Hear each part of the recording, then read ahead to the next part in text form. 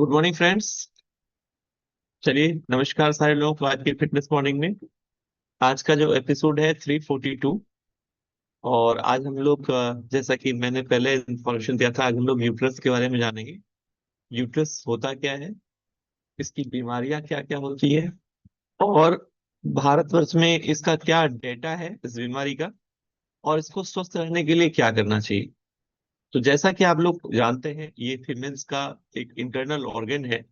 भारतवर्ष में 15 से 49 वर्ष की आयु की महिलाओं में यूट्रस से रिलेटेड लगभग 3 to 3.2% प्रॉब्लम होता है। और स्टार्ट छोटे मोटे प्रॉब्लम से लेकर बड़े प्रॉब्लम, यानी इसको रिमूव करने तक का प्रॉब्लम होता है। और सबसे बड़ी बात यह है कि ये नेशनल लेवल पे बहुत ही बड़ा चैलेंजिंग डिजीज है। और इस डिजीज से पहले के समय में जो फीमेल्स हैं, ज्यादा एज की जो फीमेल्स हैं, उनको प्रॉब्लम होता था। लेकिन अभी 15 से ऊपर की लेडीज में या गर्ल में ये प्रॉब्लम स्टार्ट हो गया है। तो और क्या क्या इसका डेटा है, इसको हम लोग जानते हैं, इसको समझते हैं।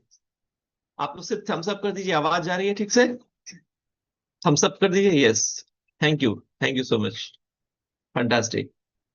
यूट्रस रिलेटेड जो प्रॉब्लम है, इसमें बच्चेदानी में फाइब्रो एड एंडोमेट्रियोसिस और ये यूट्रस का आगे निकल जाना, ये सारा चीज शामिल है। 15 से लेकर 49 के एज की 7 लाख फीमेल्स में लगभग 22,000 ने इसको यूट्रस को रिमूव करने के लिए सर्जरी करवाई थी। इमेजिन कीजिए कि 7 लाख में 22,000। इंडिया में इस उम्र एज ग्रुप के जो निकालने वाला प्रोसेस है, यूट्रस रिमूव करने वाली जो प्रोसेस है, इसका जो परसेंटेज था वो 3.2% था। और सबसे कम इसका जो परसेंटेज देखा गया है वो असम में देखा गया है, और सबसे ज्यादा ये आंध्र प्रदेश में देखा गया है। तो वहां का क्लाइमेट, वहां का कल्चर, वहां का फूडिंग हैबिट हो सकता है जो बहुत अच्छा है। ऐसे भी हम लोग जानते हैं जो पहाड़ी एरिया होता है, वहां के लोग काफी हेल्दी होते हैं। तो असम एक माउंटेनियस रीजन है, आप जानते हैं। वहाँ के लोग काफी मेहनती भी होती हैं, और उसको लैंड ऑफ टी गार्डन्स बोलते हैं। इसलिए शायद वहाँ के लोग काफी हेल्दी होते हैं, वहाँ की फीमेल्स काफी हेल्दी होती हैं, और वहाँ पर यूट्रस का प्रॉब्लम नहीं होता है। अब देखिए, धीरे धीरे हम लोग इसको और बढ़िया से डिटेल में जानते हैं।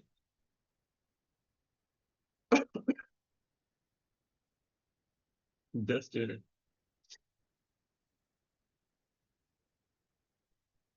यस।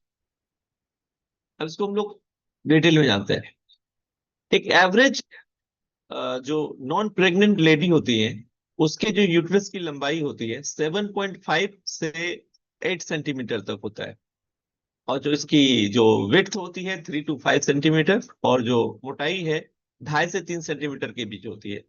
और ये जो पिच पियर होता है, नाशपाती, उसी के साइज का होता है। इसका जो वजन होता है वो 35 ग्राम होता है। राइट। अब ये पेट के निचले हिस्से में होता है। और सबसे अच्छी बात है, इसका जीवन भर में इसका जो शेप है वो उसमें बदलाव आते रहता है। इसका आकार, उम्र, हार्मोनल परिवर्तन और जीवन के चरण के आधार पर इसका जो साइज है, शेप है, बदल सकता है। और खास करके मेंस्ट्रुअल पीरियड के पहले और उसके बाद में। इसके बाद जो एक्स्ट्रा इंफॉर्मेशन है वो ये है, प्रेगनेंसी के दौरान यूट्रस का जो साइज है और उसका जो वजन है, इसमें ये तेजी से बढ़ता है, क्योंकि यह बच्चे के विकास के लिए जगह प्रदान करता है। और इसका एबनॉर्मल साइज होना ये शो करता है कि कुछ ना कुछ इसमें प्रॉब्लम है। जैसे फाइब्रोइड और एडियमेसिस यूट्रस के आकार को बढ़ा सकती है। इसका सामान्य जो आकार है, अगर इसका नॉर्मल साइज है, ये महिलाओं के उम्र, हार्मोनल परिवर्तन और जीवन के चरण के आधार पर बदल सकता है। लेकिन आमतौर पर इसका लेंथ 7.5 से 8 सेंटीमीटर लंबा और 3 से 5 सेंटीमीटर चौड़ा होता है, और 2.5 से 3 सेंटीमीटर मोटा होता है। इसको हेल्दी रखने के लिए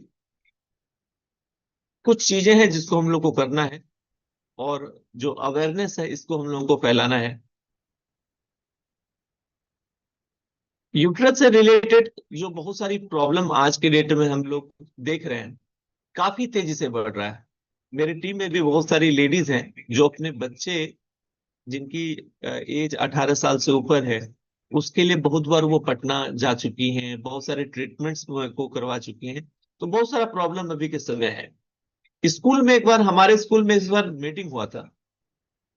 तो जो मीटिंग हुआ था, तो आप जानते हैं कि टीचर्स की ट्रेनिंग होती है, उसमें बाहर से आरपी आते हैं, रिसोर्स पर्सन आते हैं, उसमें प्यूबर्टी के ऊपर बातचीत होती है। प्यूबर्टी, तो प्यूबर्टी में तरुणाई जो बच्चे में आती है, जब बच्चे बचपन से लेकर यंग के एज में प्रवेश करते हैं, तो उसमें ये बातचीत हुई कि आखिर जो यूट्रस का प्रॉब्लम है, गर्ल्स में ये ज्यादा क्यों हो रहा है, फीमेल्स में ये ज्यादा क्यों हो रहा है।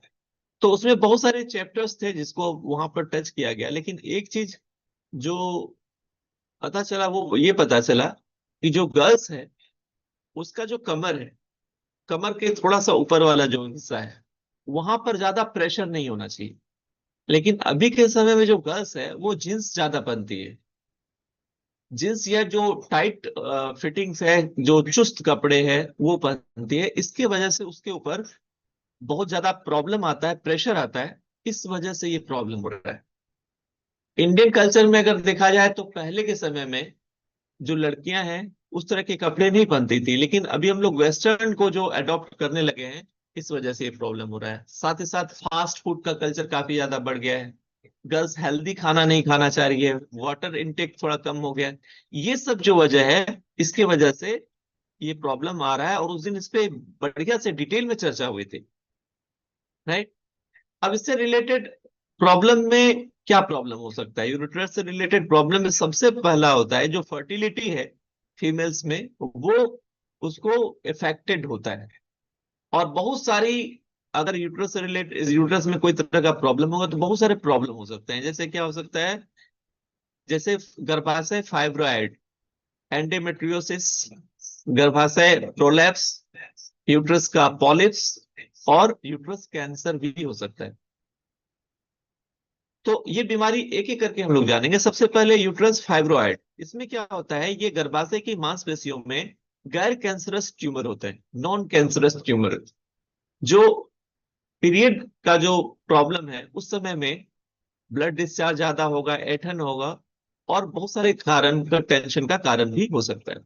इसका दूसरा प्रॉब्लम क्या होता है? एंडोमेट्रियोसिस। ये एक ऐसी पोजीशन है जिसमें यूट्रस की परत की तरह यूट्रस के बाहर एक लेयर हो जाता है, जिससे पेन बहुत ज्यादा होता है, बैरन हो सकता है, बांझपन हो सकता है, और भी अन्य लक्षण हो सकते हैं। तीसरा प्रॉब्लम है यूट्रस प्रोलैप्स। ये तब होता है जब यूट्रस अपनी उचित जगह से नीचे की ओर आ जाता है। इसका जो रियल पोजीशन है, उस पोजीशन से जब ये नीचे की तरफ आ जाता है, तब ये उसको बोलते हैं यूट्रस प्रोलैप्स। और नीचे वाला जो हिस्सा है, थोड़ा सा बाहर निकल जाता है। इसके बाद यूट्रस प्रोलैप्स में छोटे छोटे परत पर छोटे छोटे ट्यूमर भी बन जाते हैं, जिससे पीरियड्स का जो टाइमिंग है, वो चेंज हो जाता है, और मेंटल प्रॉब्लम होता है, और भी कई तरह के प्रॉब्लम हो सकते हैं। और इस तरह का, अगर मान लीजिए किसी को यूट्रस का रिलेटेड भयंकर प्रॉब्लम है, या और भी किसी चीज का इंडिकेशन है, तो इसका क्या है? अगर नॉर्मल एबनॉर्मल यूट्रस है, या डिजीज वाला यूट्रस है, इसका क्या लक्षण है? तो सबसे पहला लक्षण है कि पीरियड के दौरान बहुत ज्यादा ब्लीडिंग होना, राइट, उस जगह पेन होना, पेट में सूजन होना, इरेगुलर पीरियड्स का टाइमिंग होना, या बांझपन, पीरियड के समय में बहुत ज्यादा ब्लीडिंग, उसके बाद ब्लीडिंग, और यूरिनेशन का थोड़ा सा बढ़ना। ये सारा सिम्टम है, जिस सिम्टम से हम समझ सकते हैं कि अनहेल्दी यूट्रस हो सकता है। इसके अलावा इसको अगर सही करना है, तो सबसे पहले तो एक अच्छे गायनेकोलॉजिस्ट से मिलना सबसे ज्यादा अच्छा रहेगा। उनके हिसाब से चलना है। वो अगर कुछ मेडिसिन रेकमेंड करते हैं, तो मेडिसिन लेना है। और साथ ही साथ जो भी साफ सफाई है उसका ख्याल रखना है, और कुछ चीजें हैं जिसको समझ के उसको हेल्दी रखने का हम लोग सलाह दे सकते हैं, जैसे रेगुलर एक्सरसाइज करना, हेल्दी फूड लेना, और सही मात्रा में पानी पीना बहुत ज्यादा जरूरी है। देखिए दोस्तों, हम एक चीज सिंपल से बताते हैं, कुछ हेल्दी हैबिट्स ऐसे हैं, जैसे हम लोग शरीर को स्वस्थ रखने के लिए बोलते हैं जो अर्न फॉर्मूला है उसको अपनाना पड़ेगा, तो वो अर्न फॉर्मूला हर चीज को, हर ऑर्गन को सही रखता है, बॉडी के सिर्फ एक ही ऑर्गन को नहीं, हर ऑर्गन को सही रखेगा। तो नियमित एक्सरसाइज करें, स्वस्थ आहार लें, जंक फूड और जो फास्ट फूड है उससे दूर रहें, और कैफीन, शराब और धूम्रपान, अभी के समय में, अभी के कल्चर में आप देखते होंगे कि पहले के समय में जो मेल है सिर्फ उसी को ये सब आदतें होती थी। अब धीरे धीरे वेस्टर्नाइजेशन होने की वजह से, क्लब पार्टीज का कल्चर आने की वजह से मेट्रोज में धीरे धीरे फीमेल्स भी इसकी तरफ जा रही, जिसकी वजह से कैफीन, शराब और स्मोकिंग ये ज्यादा यूट्रस को प्रॉब्लम कर रहा है। और सबसे अच्छी बात है मेडिटेशन। मेडिटेशन बहुत ही जबरदस्त काम करता है बॉडी के हर ऑर्गेन को सही रखने में। तो मेडिटेशन करेंगे, डीप ब्रीथिंग करेंगे, तो इससे स्ट्रेस का लेवल कम होगा। स्ट्रेस से भी ये प्रॉब्लम बहुत ज्यादा होता है। और नो डाउट, अगर किसी भी तरह की प्रॉब्लम हो तो एक बार डॉक्टर से जरूर संपर्क करें। अभी के समय में यूट्रस में सिस्ट बहुत ज्यादा बन रहा है, गांठें बहुत ज्यादा बन रही है। तो उसका गांठ का क्या इलाज, क्या कारण क्या है? तो सबसे पहले इसका कारण होता है हार्मोनल इम्बैलेंस। हार्मोनल फैक्टर पहला होता है जिसकी वजह से इसमें ओवेरियन सिस्ट आप देख रहे हैं काफी तेजी से बढ़ रहा है। हार्मोन विशेष रूप से एस्ट्रोजन और प्रोस्टेरोजन फाइब्रॉइड्स की वृद्धि में महत्वपूर्ण भूमिका निभाती है। ये हार्मोन प्रत्येक मासिक चक्र के दौरान गर्भाशय की परत का विकास करते हैं, इससे फाइब्रॉइड की वृद्धि हो जाती है। दूसरा एक रीजन है, वो है अनुवांशिक, हेरिडेटरी। अगर कोई भी फीमेल है, उनके जनरेशन में ये प्रॉब्लम था, तो ये प्रॉब्लम उनमें भी आ सकता है। या किसी लेडीज में या किसी गर्ल्स में अगर कम एज में पीरियड्स की शुरुआत हो गई है, इसके वजह से ये प्रॉब्लम हो सकता है। कोई लेडीज काफी ज्यादा ओवरवेट है, ओबेस ग्रेड 1 ग्रेड 2 है, मोटापा काफी ज्यादा है, तो उसमें भी ये प्रॉब्लम हो सकता है। इसके बाद मैंने डाइट के बारे में बताया है कि अगर डाइट गड़बड़ है तो उसकी वजह से भी हो सकता है। और जीवन शैली में प्रदूषण है, व्यायाम की कमी, अत्यधिक शराब का सेवन, ये सब फाइब्राइड के चीजों से जुड़ा हुआ है। ये सारी कुछ चीजें हैं दोस्तों जिसको हम लोगों ने आज जाना। डिटेल्स इंफॉर्मेशन आप अपने जो मेंटर्स हैं या खुद से आप इसको सर्च करके कर सकते हैं। कुल मिला के इस चीज को हम लोग देखें तो फीमेल्स में अगर 10 फीमेल्स से आप मिलते हैं, तो उसमें एक दो फीमेल्स ऐसी जरूर हैं जिनको किसी न किसी तरह की छोटी प्रॉब्लम हो चाहे बड़ी प्रॉब्लम हो, ये प्रॉब्लम रहती ही रहती। तो हम लोग जानकारी की मदद से उन सारी फीमेल्स का हेल्प कर सकते हैं हेल्दी रहने में, स्वस्थ रहने में। और बहुत सारे चैलेंजेस लेडीज में ऐसे होते हैं जो वो शेयर नहीं करना चाहती। तो हम लोग की सबसे अच्छी बात है, इस संगठन में बहुत सारी लेडीज हैं, और लेडीज जब लेडीज से बात करती हैं तो वो अपने प्रॉब्लम को शेयर करती हैं।